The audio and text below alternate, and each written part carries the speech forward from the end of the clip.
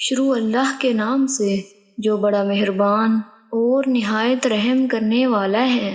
السلام علیکم ورحمۃ اللہ وبرکاتہ۔ حضرت عائشہ رضی اللہ تعالیٰ عنہ بیان کرتی ہیں کہ میں نے رسول اللہ صلی اللہ علیہ وآلہ وسلم سے خانہ کعبہ کے حتیم کے بارے میں پوچھا کہ کیا یہ بھی خانہ کعبہ کا حصہ ہے؟ فرمایا کہ ہاں۔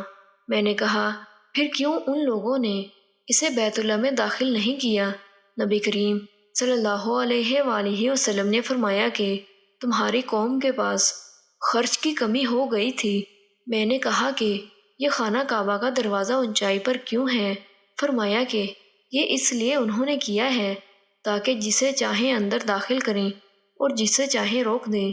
اگر تمہاری قوم یعنی قریش کا زمانہ جاہلیت سے قریب نہ ہوتا اور مجھے خوف نہ ہوتا کہ ان کے دلوں میں اس سے انکار پیدا ہوگا تو میں حتیم کو بھی خانہ کعبہ میں شامل کر دیتا اور اس کے دروازے کو زمین کے برابر کر دیتا۔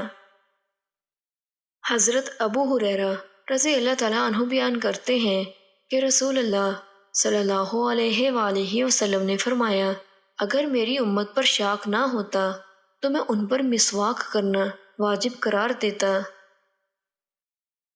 حضرت براء بن عازب رضی اللہ تعالیٰ عنہ بیان کرتے ہیں کہ غزوہ خندق کے دن خندق کھودتے ہوئے رسول اللہ صلی اللہ علیہ وآلہ وسلم بھی خود ہمارے ساتھ مٹی اٹھایا کرتے تھے۔ میں نے نبی کریم صلی اللہ علیہ وآلہ وسلم کو اس حال میں دیکھا کہ مٹی نے آپ کے پیٹ کی سفیدی کو چھپا دیا تھا۔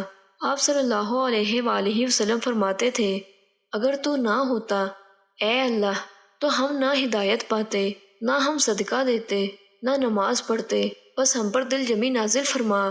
اس معاندین کی جماعت نے ہمارے خلاف حد سے آگے بڑھ کر حملہ کیا ہے۔ جب یہ فتنہ چاہتے ہیں تو ہم ان کی بات نہیں مانتے۔ اس پر آپ آواز کو بلند کر دیتے